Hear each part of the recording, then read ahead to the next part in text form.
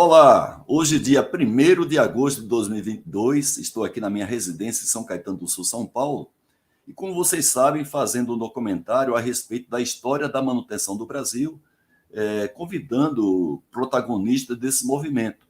E eu estou dando ênfase nesse documentário à história da CEMAN, a Central de Camaçari Limitada, que depois se transformou em Central de Manutenção SA. E hoje eu tenho o prazer de receber aqui um dos amigos que eu formei lá, o Celso Teixeira. Tudo bem, Celso? Bom dia. Bom dia, Haroldo. Prazer estar com você aqui. Celso, muito tempo depois, né, que a gente se encontra, temos a tecnologia virtual para facilitar isso. Então, um prazer muito grande. Quando recebi do nosso amigo Bondenés uma foto, você lá em Vitória, tomando um chopinho com ele lá, quem sabe comendo aquela... Até hoje, a muqueca capixaba, ela concorre aí com a muqueca da Bahia, onde você está falando, né? E foi um prazer muito grande lhe rever, Celso, muito tempo depois. Você, inclusive, foi o meu líder dentro da SEMAN. A gente vai falar um pouco sobre isso quando você fizer aí um pouco contar um pouco da história da SEMAN. Foi um prazer muito grande ter você aqui, principalmente para contar um pouco dessa história fantástica dessa empresa chamada SEMAN, que é uma marca, é uma escola, é uma empresa, é uma família, é um legado. Então, eu queria, de cara, te agradecer por você estar aqui disponível para isso e fazer a primeira pergunta para você contar um pouco aí a sua formação profissional, até conhecer a SEMAN. Por favor, Celso. Bom, primeiro, um agradecimento a você, me dar essa oportunidade de falar para as pessoas que hoje, principalmente, trabalham em manutenção, falar um pouco da SEMAN. Eu, de vez em quando, me encontro, me acho assim, falando sobre a SEMAN com outros colegas ou com clientes ainda da empresa na qual trabalho, e você tem que tomar até cuidado para não se estender demais. Só como informação, eu sou engenheiro eletricista de formação, formado pela Universidade Federal do Rio de Janeiro, e fiz o curso da Petrobras de SENEC 74. Foi uma coisa muito importante na minha carreira profissional. Eu trabalhei na Replan e, posteriormente, vim em 77, aqui para a partida do Polo Petroquímico, onde encontrei a SEMAN. Então, Haroldo, eu acho que para as pessoas que trabalham, principalmente em manutenção no país, muitas vezes não têm ideia do que já foi feito no passado em termos de manutenção. Nós estamos hoje vivendo uma outra era, um outro momento do mercado de manutenção, mas eu queria falar um pouco sobre a época dos anos 70, 80, onde 90, onde se desenvolveu essa atividade muito profícua da SEMAN. A SEMAN, primeiro, ela tem uma abrangência, isso é importante que as pessoas tenham ideia, ela abrangeu todas as especialidades de manutenção, não só uma ou outra, mas todas.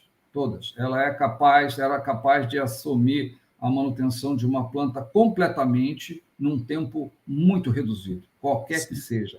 Ela conseguiu trabalhar em praticamente todos os segmentos da indústria, todos.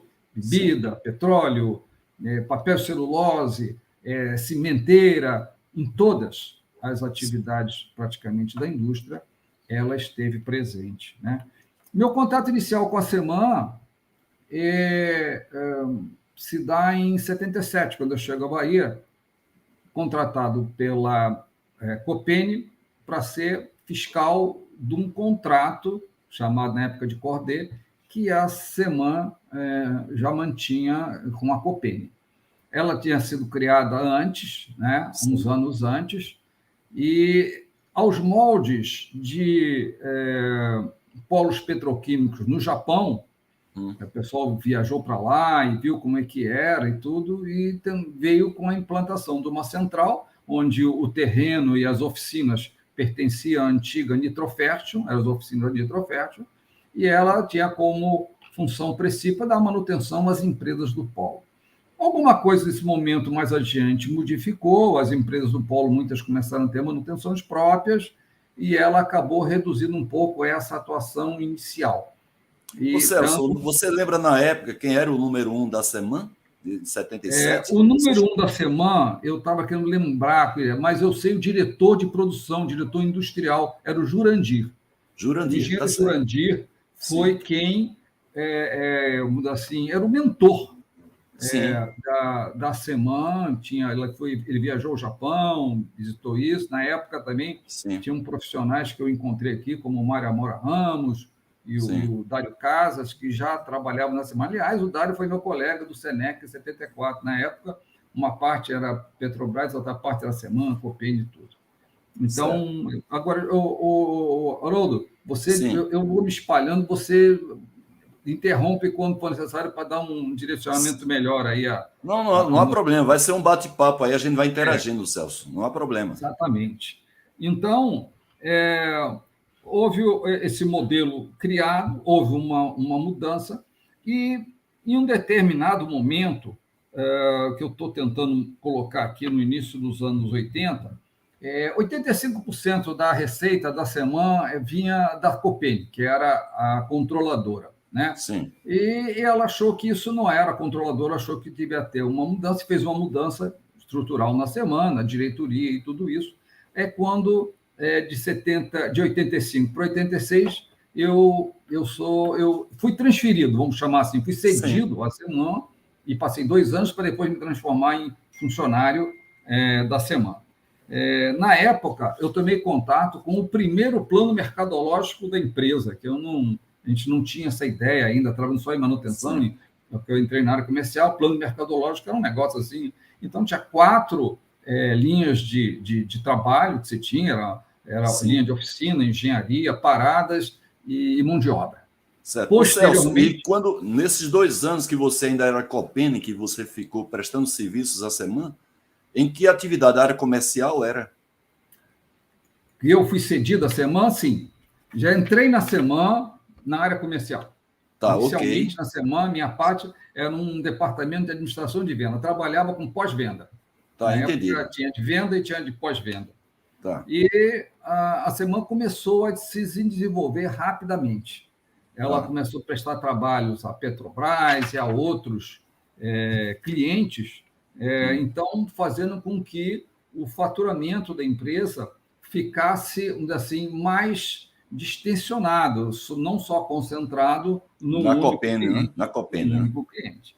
O gerenciamento global de manutenção, que foi o 5º linha de atuação, apareceu um pouco mais adiante, né? Sim. E ela foi se desenvolvendo e depois se transformou num grande êxito de venda da empresa, responsável por um faturamento grande. Quando ela foi vendida, ela tinha 42 contratos de longa duração de gerenciamento global de manutenção atuando, né? Então, foi uma coisa muito, muito importante. Nos anos 87, 88, eu vou tentar falar de alguns momentos marcantes na empresa. Sim, por favor, foi a criação do Projeto Zentos. Sim. O Projeto Zentos, que levou a empresa a trabalhar para a Petrobras num contrato de longo prazo, em que ele fazia especificamente as paradas das principais unidades de manutenção, principalmente de unidades de produção da Petrobras, das refinarias, normalmente craqueamento catalítico, os FC6, né? Foi, assim, um marco muito grande. Por quê? Eu me sinto muito à vontade de falar nisso, porque eu participei da criação disso aí. Eu fui encontrar o Otacílio, no Rio de Janeiro, que era um gerente geral da Petrobras, aí que nós tínhamos um contrato com a Petrobras de fornecimento de inspetores de equipamento, que era uma mão de obra muito qualificada e difícil de encontrar.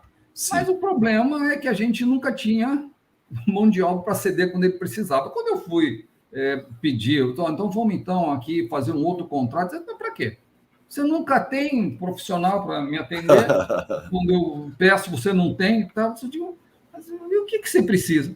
Rapaz, eu preciso de um grupo de manutenção, porque eu estou sempre repetindo empresas diferentes, e eu vou repetir treinamento com essas empresas, e elas vão embora, e eu tenho que treinar a outra de novo. Eu precisava de uma mão de obra que fosse mais permanente, que ela viesse em paradas sucessivas. Como é que eu vou fazer isso?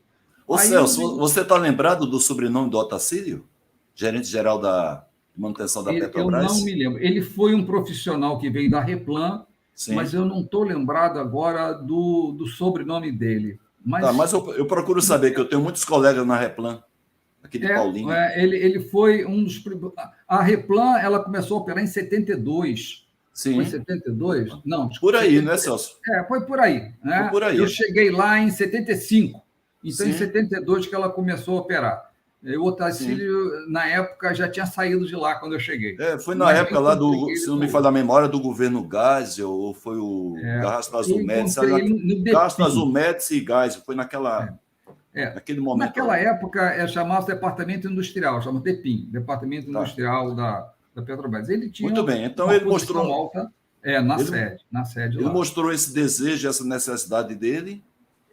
A necessidade dele era ter uma mão de obra que não ficasse toda hora sendo trocada e Sim, que não conseguia armazenar nenhum tipo de informação de uma forma mais perene.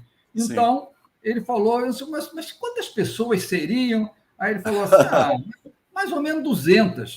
A Ah, 200, cara, tá. muito bacana a Aí origem do nome, volto né? eu para a Seman e faço o draft da primeira organização, que era Projeto 200, baseado no tal 200 Ô, pessoas que ele Celso, e havia quem falado. era o operacional na época lá? Era o Áureo, o Mário Mora? Quem é que estava lá te ajudando nisso?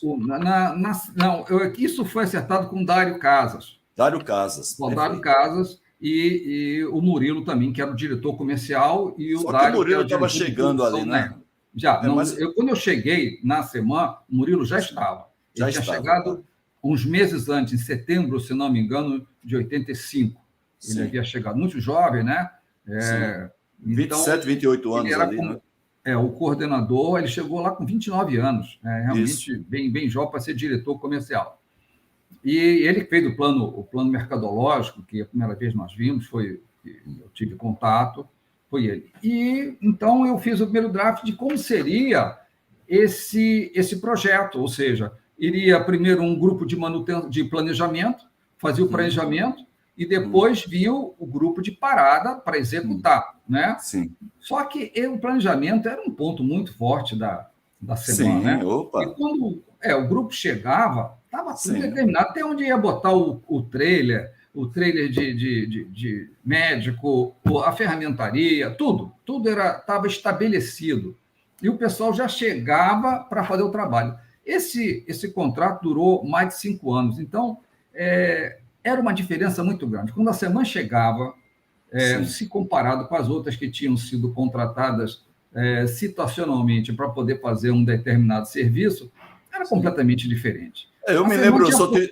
eu sou testemunha disso, Celso, que eu trabalhava na Copem de 87 a 90, e pela Copem ainda eu fui engenheiro de paradas, aquele paradão de 1990, não é?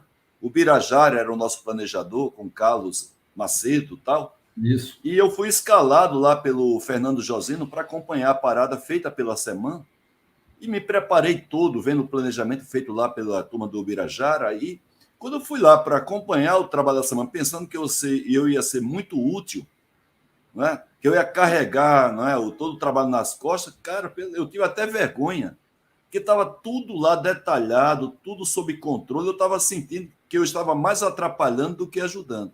Então, o meu trabalho na parada foi mais facilitar o trabalho da semana para a busca de material utilizado na parada, que era o material Copene, né?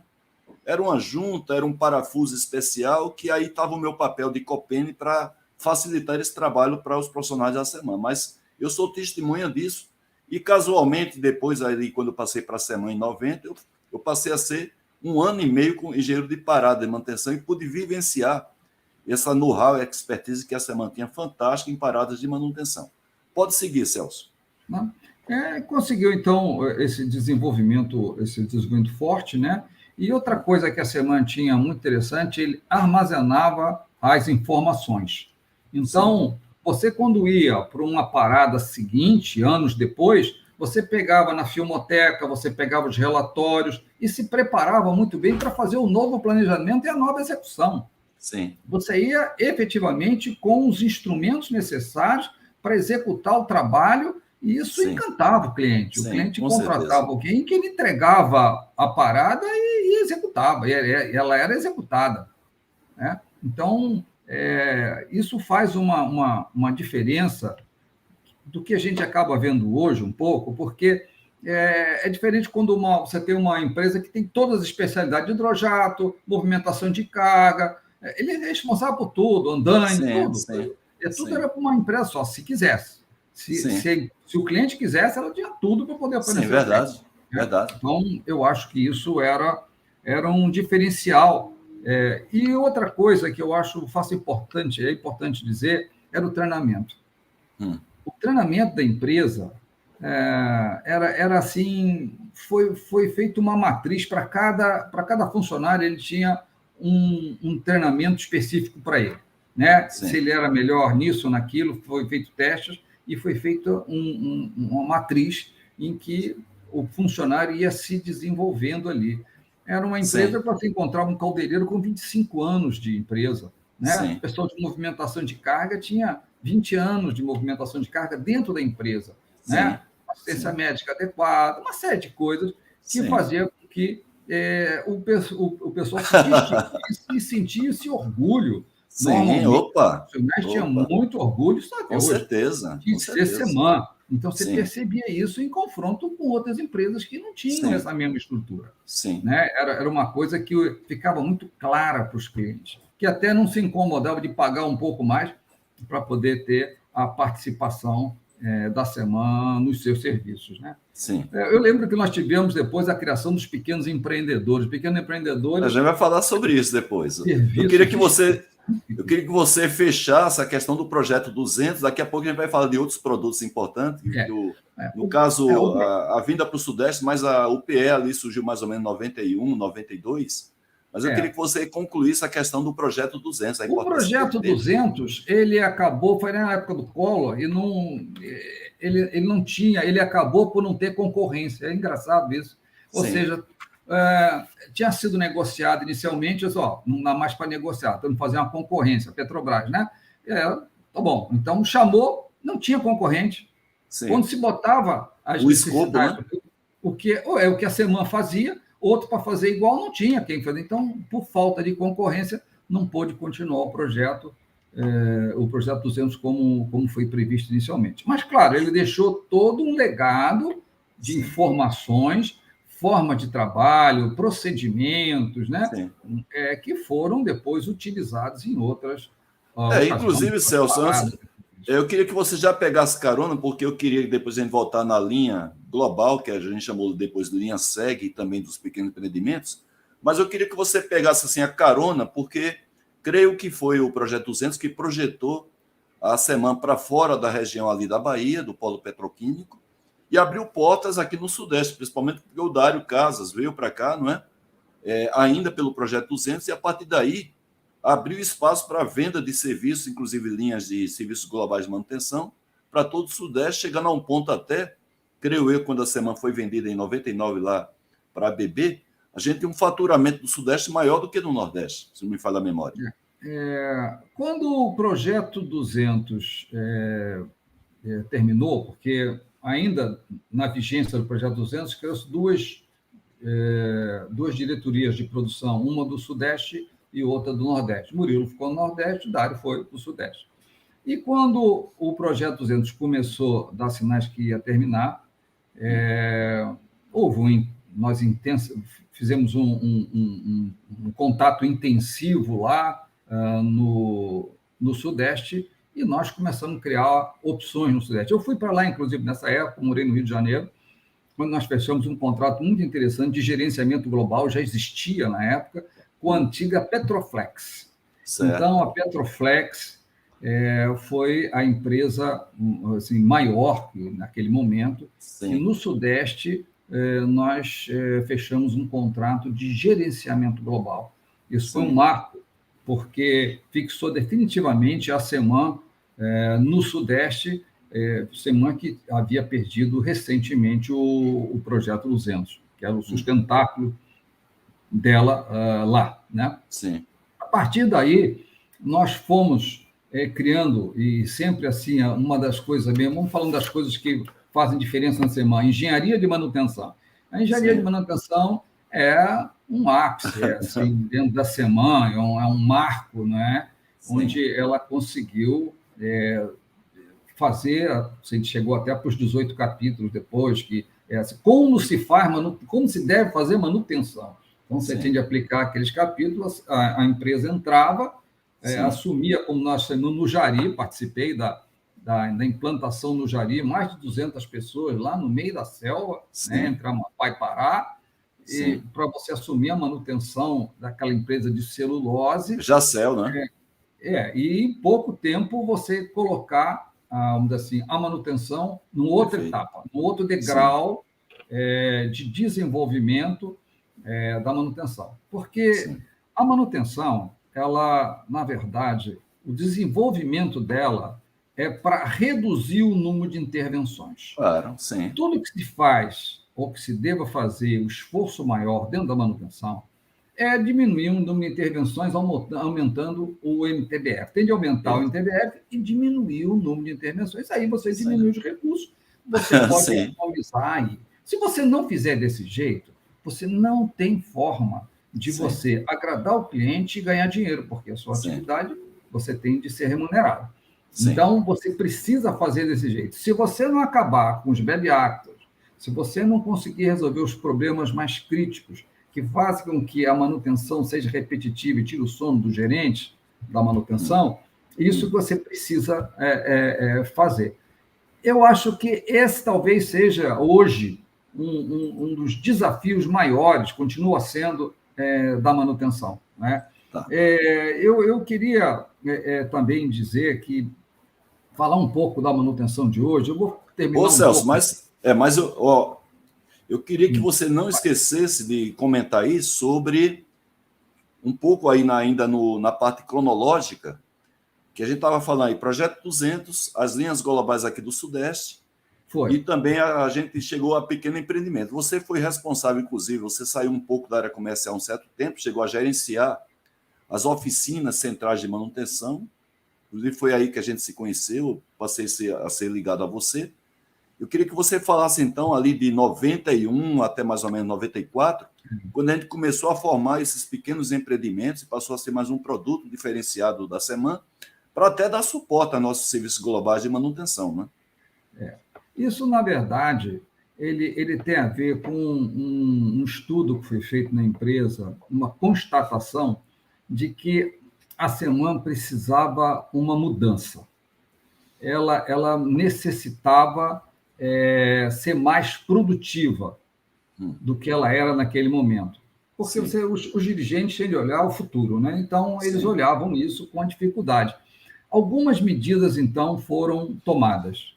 Primeiro, a criação dos pequenos empreendedores para dar liberdade de atuação para cada uma daquelas células de produção. Segundo, diminuir o número de níveis hierárquicos da empresa, que na época eram 8, mais ou menos de 8 passa para 3. Isso foi uma mudança muito forte que acarretou consequências dentro da empresa. Fechamento de áreas por racionalização, diminuição de atividades, alguns profissionais tiveram de sair porque não tinham centro de custo que pagasse seus salários. Então, foi uma mudança forte, né? Naquele momento, todos perderam suas salas particulares, todo mundo agora viveria em grandes salas comunitárias, como existiam nos bancos e em algumas outras empresas, assim. Então, foi um momento de mudança, né? E a readequação trouxe a Seman novamente agora na frente dos movimentos de manutenção, à frente no progresso, né? Teve um progresso muito forte. Essa aí foi, eu estou me lembrando. Uma das coisas também que eu me lembro da época, eu queria falar rapidamente, foi a aliança com a Raytheon. A Raytheon, que é uma empresa americana, nos anos 96, foi feito um acordo, mais ou menos isso, 95, 96, 97, para desenvolvimento de alguns segmentos, nitidamente siderurgia. Era um segmento que tinha foco naquela época que nós definimos. Ele demorou um tempo, depois ele acabou se exaurindo esse contrato. Mas foi também um trabalho interessante de visão externa, tratando com uma série de profissionais. E o Jürgen Harden era o meu partner nesse trabalho, né? Foi começado pelo Nozé, depois eu fui para lá, para São Paulo, e foi com o Jürgen Harden que Ô Celso, e nessa época houve, de qualquer maneira, a possibilidade da Seman ser vendida para a Raytheon, ou só foi um contrato mais pontual, com esse sentido de ampliar os segmentos onde a Seman estava atuando? Olha, eu para ser sincero, eu não posso dar um Confirmar, né? depoimento definitivo, né, Sim, sobre isso. Eu acredito que se esse acordo, essa aliança, esse entendimento entre as duas empresas tivesse dado frutos muito, muito positivos, sim, é provável que pudesse caminhar para alguma coisa assim, não é? sei. Nitidamente, nós não éramos o core business da Copene, que era a controladora. Sim, e a 100% Copene controle. aí já tinha sido privatizada, eu acho, A para o grupo Copene Odebrecht já Mariane, não é? avançando tudo isso, então houve... na época, ela já tinha passado, a Odebrecht já estava com parte do principal, né? Sim. Então, eu acho que provavelmente eu não estou agora com todo o Ok. encadeamento de É porque fazer, a mas gente, de qualquer maneira, como a Copena, ela, quando tinha sido privatizada, ficou claro que a Odebrecht não tinha uma atividade interesse. de manutenção como sendo parte dela, ela tinha interesse muito mais em montagens do que em manutenção, né? Ele tinha Então, OS. aí a gente que ficou lá, de qualquer maneira, ficou na expectativa, né? A semana vai ser vendida para quem e tal. E aí surgiu a Raytheon lá como namorada lá desse negócio. E terminou aí, a coisa esfriou, conforme você falou, e lá na frente, 2 anos, 3 anos depois, apareceu aí a ABB e foi vendida e se transformou a semana na ABB Service aqui no Brasil. Foi. Agora, nesse intervalo até chegar a 99, que até foi até aí que você ficou na semana, até ela ser vendida para a ABB, você lembra algum outro fato marcante na história da semana? Você falou aí a estrutura hierárquica, passou aquela a chamada estrutura orbital, mesa 1. A gente não tinha mais a figura lá, obrigatoriamente, do gerente, eram coordenadores, né, de oficinas. Eu tenho, inclusive, aqui, Celso, para a gente resgatar uma imagem. Você, na época que assumiu provisoriamente aí, não é, a coordenação, a gerência das oficinas centrais, inclusive um contrato que nós temos de mecânica lá na refinaria Adolfo Alves, da Petrobras, em Madre de Deus. Estamos recebendo aí nessa visita, creio em 92, o Nishitai, que foi o japonês que nos ajudou a traduzir, né, a liberação de um livro chamado A Implementação do 5S na Prática, do japonês para o português. O Nishita ainda teve 2 vezes dando suporte tanto à Copene como à Seman. E ele sempre nos visitava com o Jorge, que é o tradutor que está aí do lado esquerdo dele. E você está aí à frente, você era o gerente das oficinas, eu estou aqui ao seu lado. Eu, na época, era também ligado a você na parte operacional das oficinas. Eu acho que você tinha ligado a você, eu e o Birajara. O Birajara já agora como Seman. O Birajara cuidando de paradas e eu cuidando das oficinas centrais de caldeiraria, mecânica, usinagem, e que depois, pouco tempo depois, a gente transformou essas oficinas em pequenos empreendimentos. Então, também foi mais um fato marcante aí. O próprio programa 5S da Seman, junto com o GQT, teve uma repercussão em nível nacional, com resultados fantásticos. Então, acho que também foram momentos marcantes na história da Seman, não é, Celso? Sim, exato. Eu quando voltei de São Paulo, daquele acordo com a Raytheon, eu vim para a Oficina Central e foi nesse momento que nós intensificamos a criação dos pequenos empreendedores, dividindo a atividade toda da Oficina Central em pequenos empreendimentos. Algumas coisas que eu gostaria de falar que são assim, marcos assim, interessantes, por exemplo, a criação do Laboratório de Metrologia, quando ele foi criado. Quer dizer, nós Sim, tínhamos um laboratório de metrologia de grandezas elétricas, de dimensão, de temperatura, de pressão. Todos os nossos instrumentos eram aferidos ali com rastreamento pelo Inmetro. Então, isso era uma sim. coisa assim que era uma distinção, distinguia a gente. E a gente vendia serviços para outras empresas da região. Também fazia. Outra coisa que eu me lembro bem era profissionais que se distinguiam na área de usinagem. Existia um projeto que permitia que a gente fizesse um revamp completo na máquina operatriz que ele operava e permitisse que ele pintasse a máquina do jeito que ele achasse melhor, estimulando um sentido de posse daquele equipamento que, apesar de ser semã, era considerado como quase que propriedade daquele profissional que cuidava daquilo com tanto carinho. Então, era uma coisa assim, o curso gerencial que foi permitido para todos aqueles que eram gerentes ou podiam ser gerentes, um curso extenso dado por professores da UFBA. Então, a gente lembra de muita gente, conforme a gente vai falando, a gente vai lembrando assim, né, de muitas coisas que aconteceram, todas elas no sentido de desenvolvimento profissional e também pessoal, porque acaba sendo um desenvolvimento pessoal. Você levar para casa até os ensinamentos 5S, isso era comum a gente falar nisso, né? As pessoas mudavam realmente a sua forma de pensar e de atuar, não é? Celso, eu consegui resgatar aqui algumas fotos. Aqui nós temos a oficina nossa de manutenção, onde você tem ali, lá no fundo, um quadro pintado pelo próprio pessoal, né? Isso aí era escolhido por eles, dava isso aí uma certa humanização no ambiente de trabalho. Aqui nós estamos vendo outro quadro da usinagem.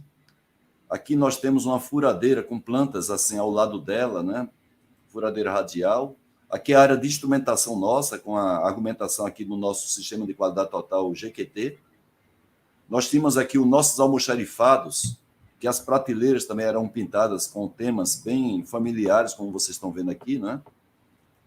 Aqui nós temos um funcionário na área de afiação de ferramenta com quadrinho também, que ele próprio comprou lá no Centro Histórico de Salvador, né? A gente está falando de uma empresa da Bahia. O Haroldo, quando a gente mostra isso hoje, sem lembrar que era 20, 30 anos atrás. Né? Sim, perfeito. Então, hoje talvez não faça um impacto tanto, mas na época era uma novidade imensa. Isso não existia. Olha, isso é uma bancada aí de dispositivos e não sei se aí nesse caso era uma retífica. Aqui também ferramentas de uma área de furadeira radial.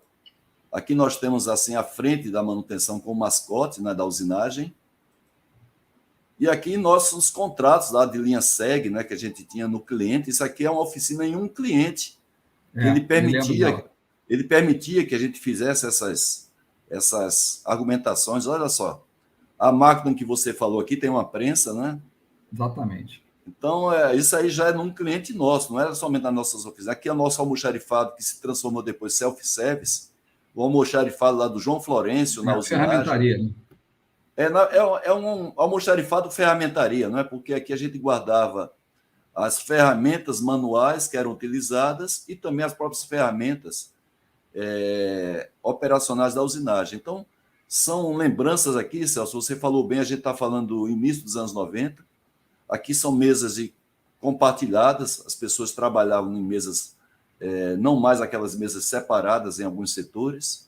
Então, são coisas aí que foram marcantes na empresa, a gente só está revelando aqui uma outra coisa, mas tem muita coisa assim, para a gente contar do nosso programa de qualidade total, que tinha como base o 5S.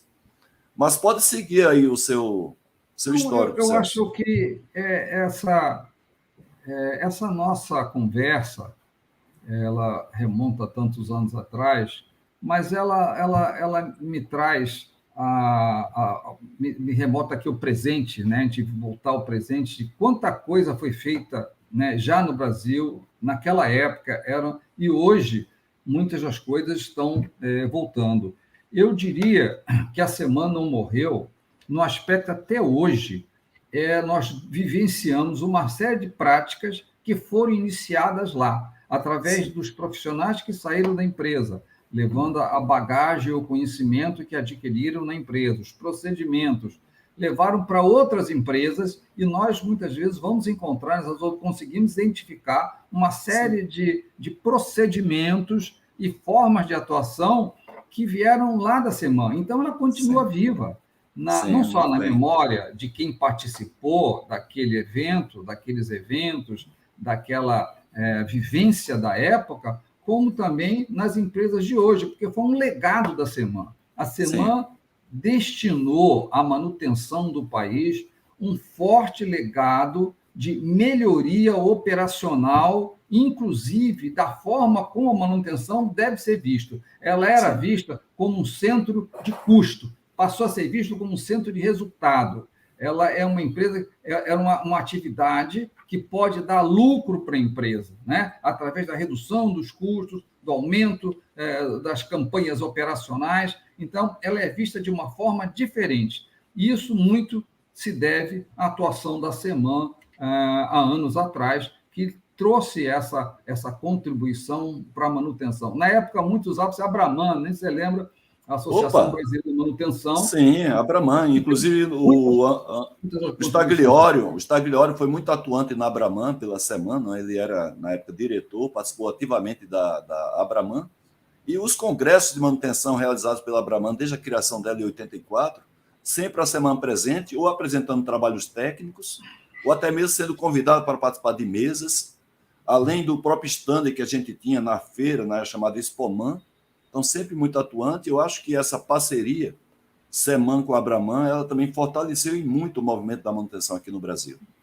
Durante muitos anos, isso é verdade, foi verdade. E tanto é que ela ficou tão assim em evidência que uma multinacional como a OBB resolveu, né, comprar a SEMAN para poder desenvolver o que chamavam de full service, que era o nosso gerenciamento global. Sim, principalmente. Muito bem. Celso, agora nós estamos em 2022. Quais são, você falou aí, legado da SEMAN, falou que a SEMAN continua viva, não somente na memória, mas muita coisa que se faz hoje de manutenção no Brasil, às vezes são procedimentos que a gente desenvolveu na época, tanto a parte de engenharia da SEMAN, quanto os próprios profissionais que viviam nas linhas, nos serviços, nos nossos clientes, a própria oficina de manutenção. Então, hoje, vendo a função manutenção no Brasil, como é que você vê essa evolução, né? Quais são as perspectivas que você vê, o que é que pode melhorar para que a gente tenha essa função manutenção, conforme você falou aí, sendo vista como uma função estratégica que venha a dar lucro para a empresa, e não somente seja sendo vista como uma área que gera custo para a empresa? A manutenção, ela trabalha basicamente, principalmente nas indústrias, não é?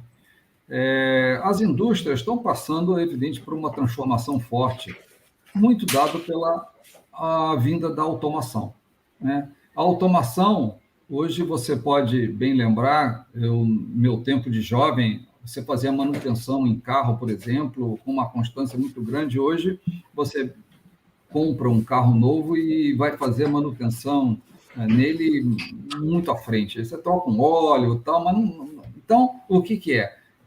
Hoje os equipamentos estão durando mais, eles estão com essa visão de campanhas maiores, né?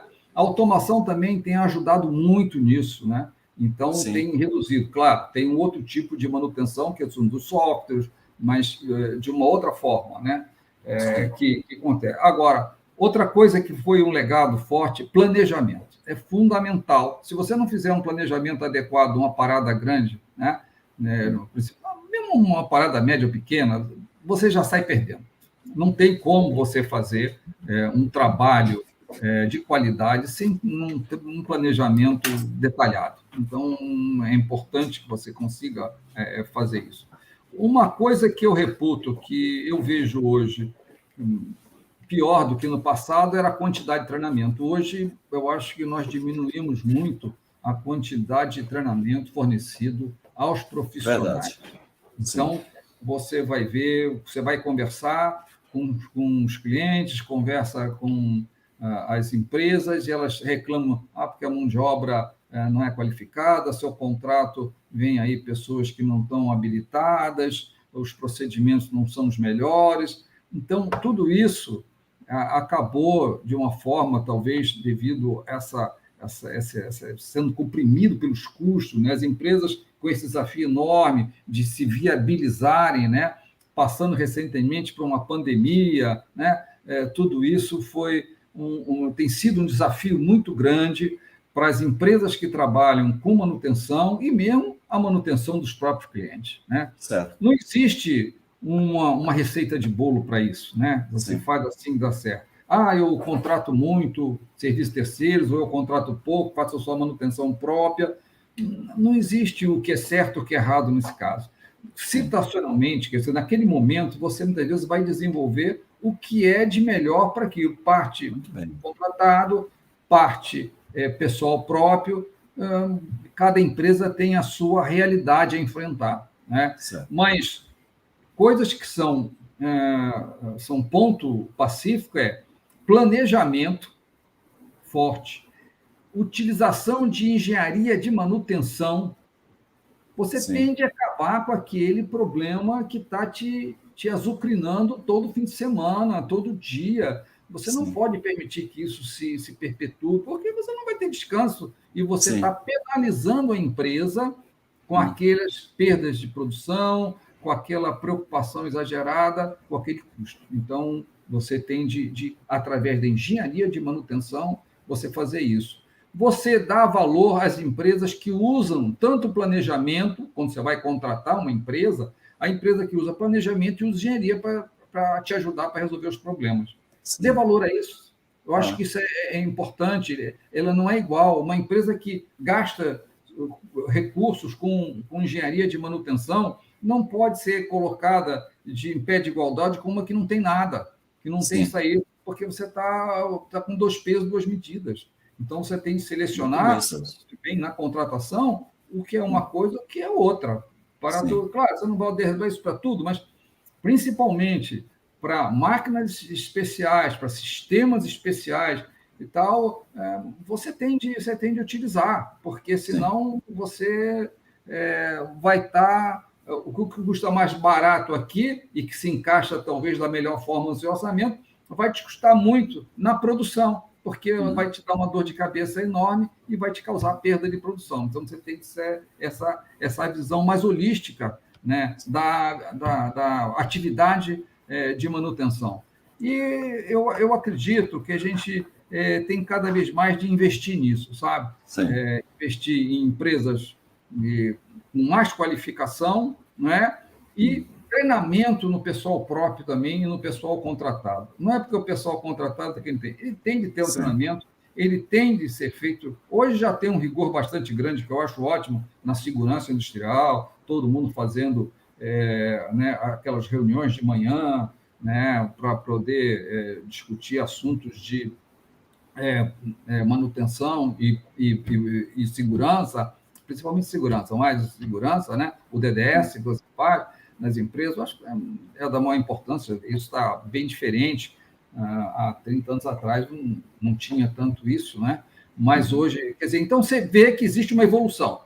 Existe uma evolução, o número de acidentes tem diminuído, né? Então existe uma evolução. Agora temos que continuar, né? Temos que continuar, porque o desafio permanece, né? Isso é que é importante. Celso, numa pergunta você respondeu 2. Primeiro, como você vê a questão da manutenção hoje e no futuro. Aí, nesse momento, você já fez algum tipo de recomendação para as pessoas que estão em pontos estratégicos da função manutenção. Agora, para quem é o operacional, quer seja um técnico ou até um engenheiro que não está à frente de tomar decisões estratégicas, que conselho você daria a essas pessoas, não para elas tomarem decisão estratégica para a empresa, mas no sentido delas estarem atualizadas, delas terem a chamada empregabilidade ou estarem preparados para o mercado de trabalho no mundo da manutenção, com a tendência que a gente está vendo aí, principalmente a tecnológica? As coisas mudaram um pouco hoje, Haroldo, em função até de algumas facilidades. Por exemplo, quando nós começamos aí no trabalho de manutenção, as pessoas não tinham computador como tem hoje, não têm acesso a essas redes. Não existia internet, né, Celso? Quase de imediato as informações. Quem quiser, em qualquer ponto do país, praticamente em qualquer ponto do país, pode fazer um treinamento, né? Alguns são até de graça. São privados. Então, Primeiro, o desenvolvimento pessoal é fundamental. Sim. Não é porque você está numa empresa, está bem, que você não vai fazer, não, estou bem aqui, não vou fazer. Não.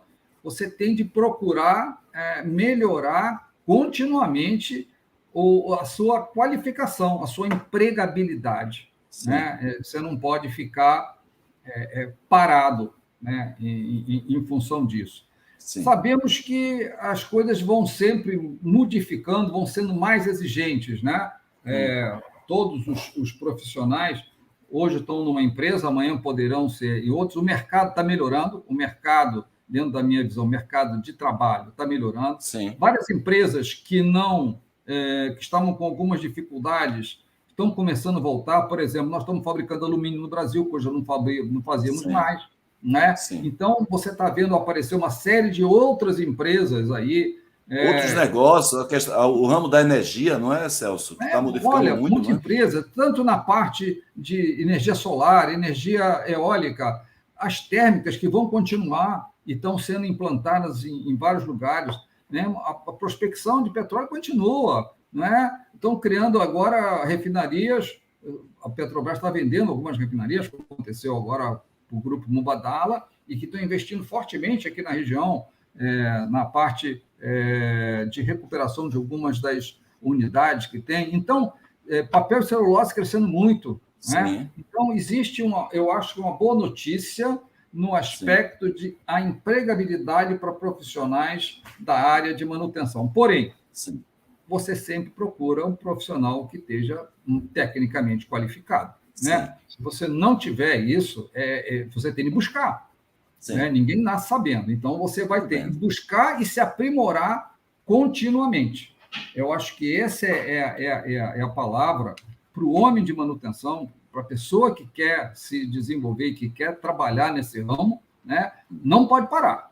Ele tem de continuar. Se ele fizer isso, o futuro aí pode ser bastante promissor. Eu acredito muito nisso. Eu vivi isso com vários colegas, isso foi no passado e vai continuar sendo. As oportunidades vão continuar aparecendo para aqueles que trabalham, para aqueles que têm dedicação, que estudam, porque para fazer um profissional, você tem de ter a bagagem inicial, você tem de ter o estudo específico, você vai ter os procedimentos, a empresa vai te dar as ferramentas e os dispositivos adequados. Agora, tem uma coisa que ninguém consegue dar a você: vontade de fazer. Então, você tem de ter vontade de fazer, vontade de modificar o seu futuro, né? Ou modificar o futuro, quer dizer, mudar a forma como você está hoje. Você não está sempre insatisfeito. Eu acho que essa insatisfação que é uma coisa positiva, a insatisfação positiva. Não estou satisfeito, eu sempre quero melhorar, quero fazer melhor, né? Então, quando você trabalha dessa forma, eu acredito que nós vamos ter um futuro, a função manutenção mais qualificada, mais benquista nas organizações, porque elas serão, como eu já disse, uma função de resultado. Elas vão contribuir para o lucro da empresa, né? E não sendo simplesmente considerado um custo que se tem de eliminar. Muito bem, Celso. Olha, 11 horas e 6 minutos, nós nos comprometemos a ter aí em torno de 60 minutos de gravação, né? Hoje, dia 1º de agosto de 2022, e queria, de novo, agradecer a você pela disponibilidade que você teve aqui para trocar com a gente essa experiência, essa história que você contou, não somente da semana, mas a importância que a semana tem e teve, né?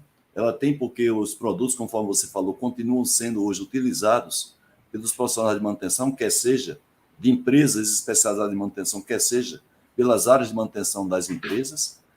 E a participação que ela teve também muito no passado, né? O legado que ela deixou, as diversas contribuições. Então, eu queria agradecer por você ter dado essa possibilidade para a gente conhecer um pouco da história, da sua visão. Parabenizar você, porque você também fez parte dessa história, como ainda faz, porque você continua atuante. Agradecer aqui em público o apoio, a confiança que você me deu enquanto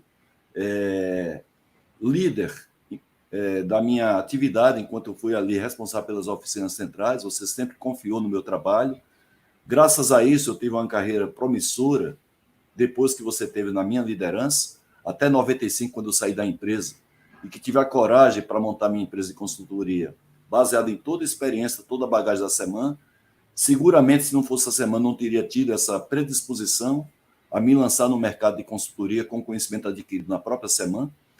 Então, eu queria, em público, também te agradecer por essa confiança que você sempre depositou em mim e passar para você fazer as suas considerações finais no que você desejar falar com relação à semana, com relação a esse documentário. Fique bem à vontade para que a gente possa concluir essa entrevista, Celso.